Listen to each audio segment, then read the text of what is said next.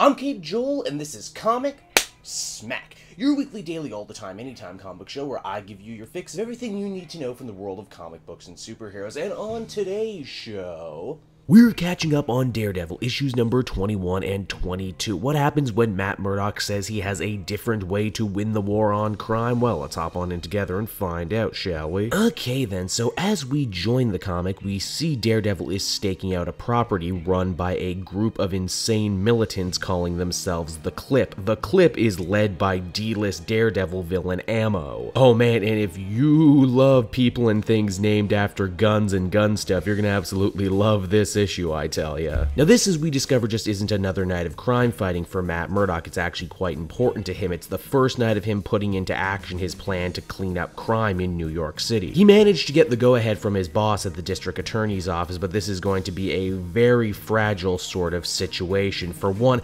Daredevil can't actually get involved in the apprehension of the Clip, or else the whole thing's gonna get screwed up. Luckily, Daredevil has friends all over the place, and as such, he reaches out to his bulletproof buddy Luke Cage to help bust up the Clip's operation. It seems these survivalist nuts had a plot to blow up City Hall and a bunch of other buildings all around New York so the revolution could begin. What kind of revolution are they talking about? I don't know. They all dress like 80s punks and have names like Black Powder and Tracer. Using a bunch of experimental weapons, the group actually manages to give Luke Cage a run for his money. Luckily, he's not alone either because Echo is there. Now remember I said Daredevil can't actually lay a hand on these dudes or else they'll screw up his plan? It's a good thing then that Echo's power is that she can basically do any task she sees get done in front of her, and so Daredevil literally shadow boxes them into submission. Now they think the worst part is over, but we find out the actual C4 explosives used to attack the buildings have already managed to slip out in the back of a garbage truck, and as such our heroes need to give chase after it, following Daredevil's amazing nose. Yes, that's right, follow your nose to the flavors of C4. Toucan Sam would be so proud of Matt right about now. It's a very close call, but the heroes manage to stop the garbage truck just in the nick of time and apprehend the final member of the Clip, Slug. Yeah, this guy's on the ass of the pyramid for sure. With all the bad guys in custody in Phase 1 out of the way, it's time for Phase 2 of Daredevil's plan, but for that, he's going to have to take the stand himself in full costume as issue 21 ends. Now, as we pick up with 22, Matt Murdock goes on about how insane this idea is in theory. You see, there actually are laws written about superheroes taking the stand within the world of Marvel Comics. In fact, if you're interested, Scott from the NerdSync channel and myself did a video on just this topic once. The long and short of it, though, is that Daredevil is fed up as a superhero, leaving criminals for the cops to pick up in hopes that the justice system will do its part. He's tired of people falling through the cracks, and because of it, he wants to take a more active role in making sure the criminals he catches goes away. Now, I don't know how many people knew this, but before he became a comic writer, Charles Soule was actually a lawyer, and as such, there's a lot of great legal tidbits and precedents that serve as the underpinning of this issue. You see, the rival lawyer tries to argue that because Daredevil is in a costume, his classic red costume, by the way, Matt wanted to make a good impression, he could really be anybody under there and no one would know. This is why old Hornhead has to prove his powers by saying what the rival lawyer had for lunch or what a lady out in the waiting room is saying on her cell phone. Again, none of this is exactly bulletproof or anything, but the judge is a fan of justice and decides to rule that, hey, you know what, everyone in the courtroom knows who this person is, knows their work, and yeah, they're Daredevil, who, as far as the Marvel universe is concerned, is a person, and fit to stand as a witness. Of course, all this legal maneuvering and habeas corpus and all this other good law and order stuff is ultimately a moot point, because it's at that point the other members of the Clip who managed to escape show up in the courtroom to try and bust Slug out. This means Daredevil is able to get involved, fight off the bad guys, and show beyond a shadow of a doubt that he is indeed the person who he says it is, and to make matters even more hilarious, the judge even gets in on it, throwing his hammer like he was frickin' Thor. And yeah, with that, the good guys win, the Clip get put away, and it's due in no small part to Daredevil actually taking the stand in the way no hero before him really has, despite the fact that actually in multiple stories heroes have, but hey, let's forget that. Later that night, Matt's boss tells him what a huge game-changing maneuver this is and how this will have major ramifications throughout the city, but that's not always a good thing, because once you've changed change the rules, it's only a matter of time until people start breaking down your door. People like,